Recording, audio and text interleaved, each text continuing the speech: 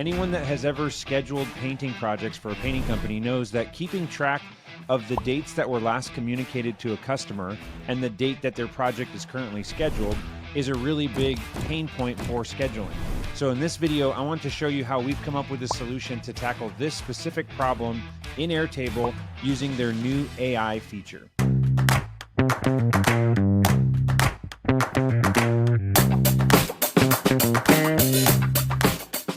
Welcome back to the channel. If you're new here, my name is Chris. I'm the owner of Boolean Automation, where our mission is to free you up to do what you love.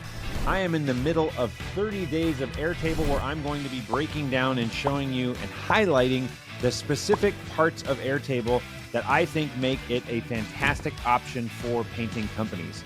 So let's dive into this one today. I've got this AI field specifically dedicated to helping with communicating dates to customers. I just want to walk through what we did for this particular client and show you how we did it.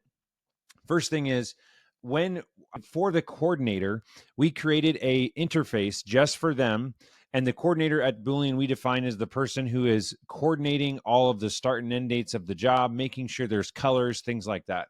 What we have here is obviously the start and end date of the project. I can see that this week I've got these projects coming up, and there's an issue here. These are grouped in the need more info because I have not put in the last communicated dates that I said to this customer.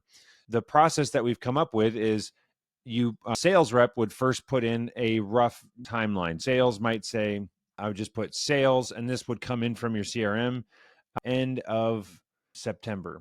And now that I have there's some text here, we have this communication date check field. That's an AI field, and it is checking to see that the information that we have for the start and end date matches the information that was given to the customer. So the most important thing, and you can see need more info, is if we don't have anything, that theoretically means that there's been no dates communicated to the customers. In this case, I could say sales end of August. And now you can see the AI is going to check and say, wait, this is scheduled for October 27th. Sales told them end of August. There's a discrepancy here, and it's going to move it to this grouping of discrepancy. So now your coordinator can come in here and say, okay, the different dates that we told Peggy Jones. And you can see here that John on our team, initial with a J, spoke with the customer October 24th, hard start on the October 29th. Or sorry, he's saying on the 24th, I spoke with them, and on the 29th is the start date that it's checking. And there's no issue because we're starting on the 29th, and that was the hard start. The next one here, Paulette, it says, here, Jay wants to start ASAP. Discrepancy planned at 27th, but the customer requested ASAP. That's unclear, and we need more information to make sure that the customer knows that the 25 came in here and had another one here. So C started on 10/27. You'll see that it's going to generate this and then say, nope, there's no discrepancy. We're starting when we said we would.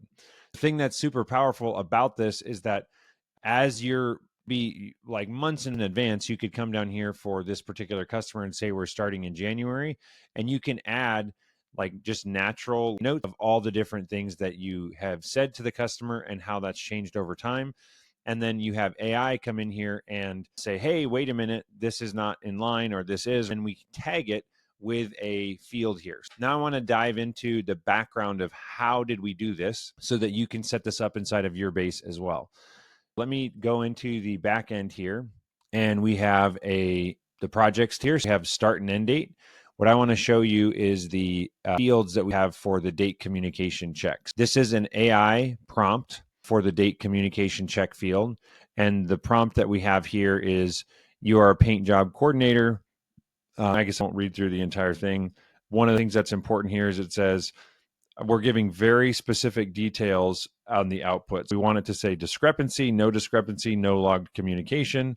And then we're giving the AI the start date, the end date, the last communicated dates, and the dates last modified.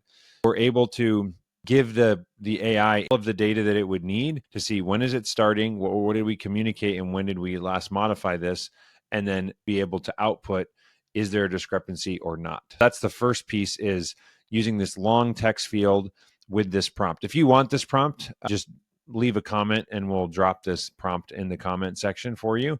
Then over on the communication check status, this is just a simple one that says if date communication check equals or is not blank and need more, if it is blank, just put need more info.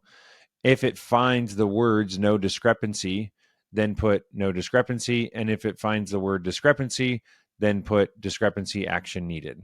Getting these outputs here of the different colors, need more info, discrepancy, need action. And then when in doubt, just default to need more info. Then the final thing is on the front end here in the interface, we just have some grouping going on. The first thing that we're doing is grouping by the starting project and then by that communication check status. The goal for your coordinator is to have all of these be in the green all the time. If you're outside of the green, you need to call this customer quickly and just say, hey, just wanted to make sure the 27th starting works for you. Great, we're all set there. That is a really fantastic use of AI in the coordinator role specifically. Let me know what else you'd like to see. I'm going to be diving into Airtable and highlighting all these little things. That's all I got for today, and we'll see you in the next video.